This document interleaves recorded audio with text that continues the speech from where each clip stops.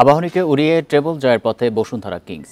Federation কাপের দ্বিতীয় সেমিফাইনালে আকাশী নীলদের হারিয়েছে ৩-০ গোলে। ফাইনালে বসুন্ধরা প্রতিপক্ষ মোহামেডান। গোপালগঞ্জে ফেড কাপের দ্বিতীয় সেমিফাইনাল। আবাহনী লড়াই জমাতে পারেনি। নিজের ছায়া হয়েছিলেন জামাল ভুঁইয়া, হৃদয়, পাপন সিংরা, ওয়াশিংটন, জোনাথন ও কর্নেলিয়াস। বসুন্ধরার রক্ষণে পরীক্ষা নিতে পারেনি।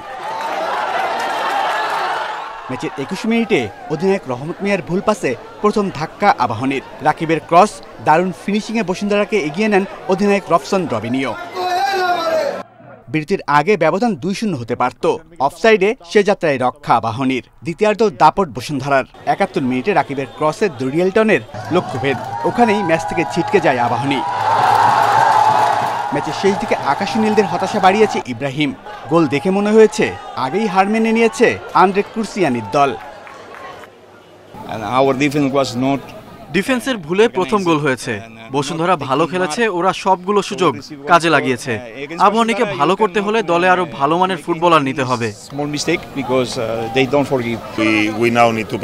ফুটবলাররা ভালো খেলেছে, এটি নিয়মিত অনুশীলনের ফসল। আরো একটি ম্যাচ বাকি। মোহামেডান শক্ত প্রতিপক্ষ। আমরাই সেরা। ফেড কাপের শিরোপা জিতে তার প্রমাণই দিতে চাই।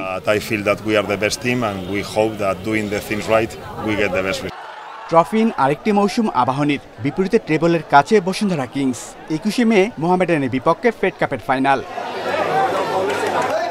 Shamim Ahmed, independent news.